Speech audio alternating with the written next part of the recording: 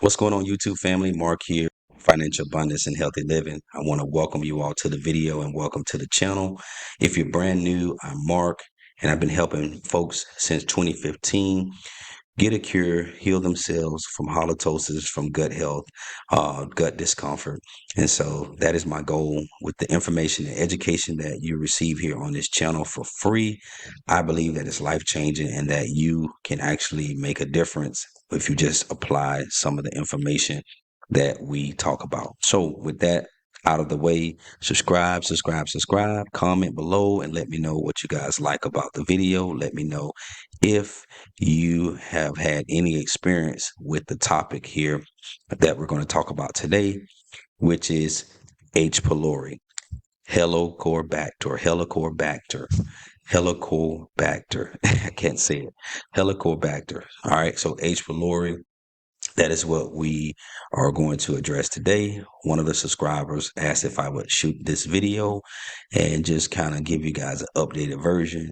And this is and can be a reason for why you have an issue with halitosis, bad breath. It's unfortunate, but anything that disrupts the digestive system, causes inflammation to the digestive system, the gut lining, anything that produces gastritis and peptic ulcers, that is a very, very good recipe for very bad breath, right? And so in this video, we're going to talk about the symptoms. We're going to talk about how you actually can contract H. pylori, and then we're going to share with you what to do about it, how to solve the problem. All right. So let's jump into this video, guys and ladies. I really appreciate you all for tuning in. So H. pylori is a type of bacteria that can infect the stomach and the small intestine. So that is where it enjoys to hang out at. It enjoys that. And it is commonly caused by ulcers and gastritis. So gastritis and ulcers, it inflames the gut and inflames the stomach lining. And this is a great recipe for H. pylori to become present. Now, it can be spread from person to person, through a form of transmission, through close contact with another person. Well, it has to be another infected person. It can be a family member, it can be a friend, it can be coworkers, it can be close knit groups like church members, club members, sorority sisters, sorority guys, fraternity guys. Um, if you're up close in contact with folks, um, and you are doing things that may cause saliva, or vomit or any type of fecal oral transmission going on, and there's a high probability that you can be affected with this bad microorganism. All right. Now, you can also get it. The most common way that you can contract H. pylori is through drinking contaminated water and food. Now, I know you may say, well, hey, why would someone eat or drink contaminated water or eat contaminated food? I mean, I would have to answer that. I don't know. I mean, a lot of times when you go and eat food, you don't know that it's been contaminated or not. You think you're getting the freshest quality uh, version of food possible, including fast food. When you go and pull up to a fast food spot, a lot of times you're not questioning whether that food is fresh or if it's contaminated or not. So sometimes things can already be contaminated before it even hits the grease, a hot temperature. And then there are times when things can be man-made contaminated by, poor hygiene. So let's say there's an employee that works somewhere, and it happens all the time. There's been times when I've went into a fast food place or a restaurant and I go to use the restroom, and then I go to push the soap panel and there's no soap. So just think about all of the things that I've touched. I've touched the soap pump. I've either tried to touch the doorknob. A lot of times there's air dryers in these bathrooms, and there's no paper towels. So now you've just contracted possibility that you've contracted some bacteria, hopefully not the H. pylori version, but there's a great probability you've contracted some kind of fecal oral or fecal matter on the knobs, on the handles, or anything on the sink knobs. And so you just got to be mindful. So you want to make sure that you are properly cleansing your hands. But it can be contracted through contaminated food, water, as well as areas with poor sanitation can be a very, very good breeding ground for H. pylori. Now, again, we said poor hygiene, such as washing your hands. A lot of times people do not wash their hands a lot. Some people go to the restroom. I've seen it. I've been in the restroom with other men, and I would be like, "Oh my goodness, this person just used the bathroom and they didn't wash their hands, and it was not a sink inside of the stool, like the stall. That makes no sense." So, um, people are all different. They have all types of hygiene habits, but you definitely want to make sure that you are washing your hands before you eat. All right. Also, using like gas pumps or door handles, you can contract the H. pylori. There's been many times I'll just use myself when I've went to go get some gas or use the gas at the gas pump, and then I'll go after that and go grab something to eat. A lot of times, though, if I do that, I'll try to use a bunch of napkins and eat the food or grab it with a napkin, or make sure you have hand sanitizer as a temporary fix until you're able to use warm soap and water. All right.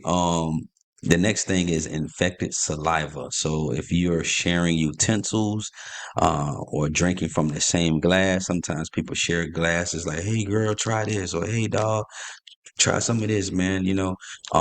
This is a way that you can the bacteria can actually spread from one another. And then, of course, contaminated objects, which we talked about: doorknobs, gas pumps, even, like I said, silverware, utensils. Sometimes when you go to the restaurant and you are going to eat with a utensil, you may want to ask for some hot water. Just, can I get a cup of hot water so you can drop those silverware in the hot water? I think the temperature is like 200 degrees. A lot of times you can just throw those silverware in there, or best practice, just ask for to go silverware or to go, you know, Tupperware utensils, and you should be good. So these are some of the ways that you can contract it. Now, let's talk about the symptoms, because this is very important. Now, just because I name a symptom that you have, it does not mean you actually have H. pylori, just so that you know. But I want to make sure that you understand that these symptoms you cannot ignore. So the first symptom is abdominal pain. Abdominal pain is a common symptom. It may feel such as a burning sensation in the stomach, or a gnawing, or a dull pain. So if you have a dull pain in your stomach, that's something you want to definitely take note of. If you're experiencing nausea, nauseousness, and vomiting, you definitely want to take note of that, especially if you are not pregnant. You want to take note of that. All right. The next one is bloating. If you feel a fullness feeling within the abdomen area, a bloating feeling, if you have H. pylori, you're going to experience this a lot. Number 4, loss of appetite. H. pylori, this particular bacteria, it is supposed to reduce or suppress your appetite. So that's something you want to be on the lookout for. So if you're eating less and less and less and less, and you know you're not on a diet restriction or anything like that, something to be on the lookout for. All right, belching and burping is a major thing. So sometimes most people, they will belch or burp a lot. If you experience an increase in belching or increase with belching and burping, then 9 times out of 10, this is something that you want to be on the lookout for. Heartburn. Heartburn is the next one, number 7. Um, GERD can be an extension. So acid reflux, GERD can be an extension of the H. pylori and vice versa. It can stem due to the peptic ulcers in the gut lining, which can cause the acid reflux. Okay. Now, number 8, frequent burping. So there are some people that do or have frequent burping, excessive burping. This may be a symptom, particularly after meals. So after you eat, you have to assess if you're having excessive burping. And if that is the case, frequent burping, then 9 times out of 10, you may have this issue. And number 9 is peptic ulcers. H. pylori, again, can cause peptic ulcers, which again are sores that develop on the lining of the stomach or the upper part of the small intestines. All right, and so these are some of the symptoms. I'm sure there may be more, but these are like 9 symptoms that you want to just take note of, to be mindful of.